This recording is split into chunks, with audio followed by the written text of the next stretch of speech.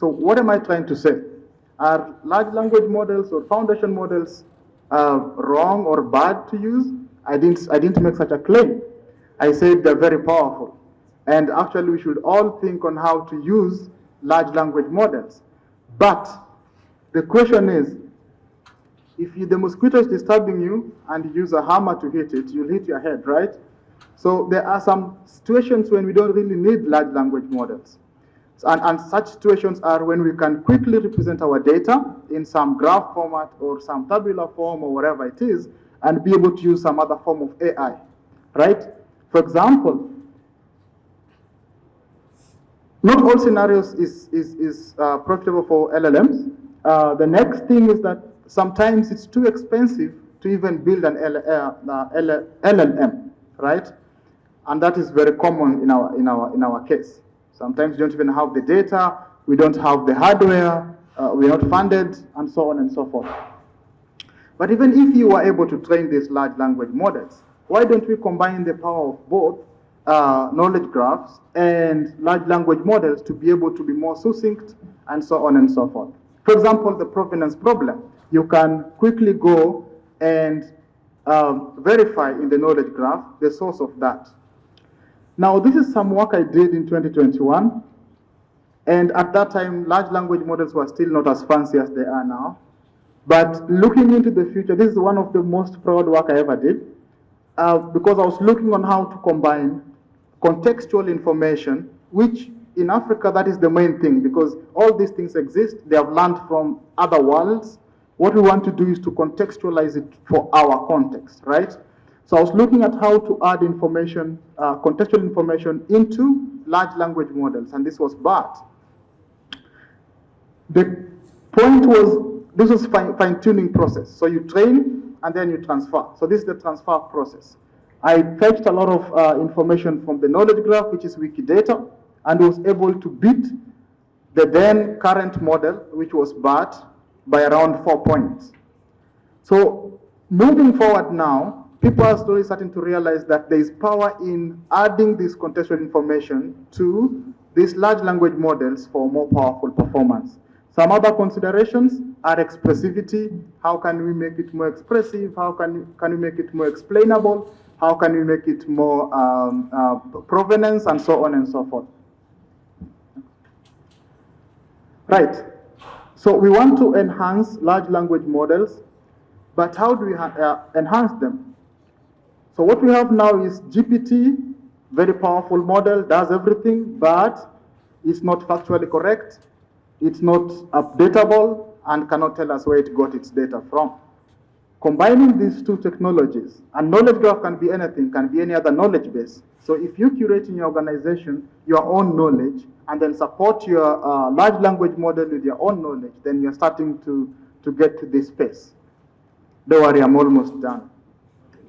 I know. Yeah. So some emerging fields in this area are things like retrieval augmented generation, what we call RAGs. If you want, you're a researcher, you're looking at where to look into, this is where you want to look into. The idea is retrieval means you have some knowledge base somewhere and you're trying to retrieve some information. And that can be used, what I've just explained, like knowledge graphs. How can you fine tune with task specific? For example, in Nigerian context, I don't know, you have some cultural task you want to do. How can you add that task specific information and so on? Just yesterday, Andrew NG, who is a researcher in this area, and a respected researcher in this area from Stanford, was talking about large vision models. So how can we have large vision models? But images are different from text, right? Because text, what you find in Wikipedia might have an idea of Legos and local context, but images are different. An image of a cat is just for a cat, it's not for a dog. So the idea is that for large vision models, you really have to have contextual information that applies to your context, right? Like you can't use images for cats to be able to analyze scanned images for healthcare or something like this. Next. Right, so where do we come in? As I always say, data is the king in all these things. And Africa, we are lagging behind in terms of curated data. And I'm thinking that the startups, SMEs, and organizations in general generate data every day and they let it just pass. It's just lie there. If only all of us can start being more, there's a term that somebody told me recently, intentional with data, right? So that every time there's new data in your organization about employees, about your product and so on, you're structuring that data, curating that data, and getting ready to train some model with your data. Then I think we will start getting forward. But the trick is that LLMs and FMs can help you also generate data. Like I said, for example, the diffusion model can help you learn the space in which your data is and be able to generate for you new samples of data. So why can't we combine those two, manual generation and curation and automatic sampling of that data into whatever space you are in? So in conclusion, therefore, we as Africans, we must start teaching foundation models the African context. Because without that, we will just be marveling at what people are doing, but we can't apply them in our area. For example, in judicial system, I'm very sure that the Nigerian judicial system might be automated,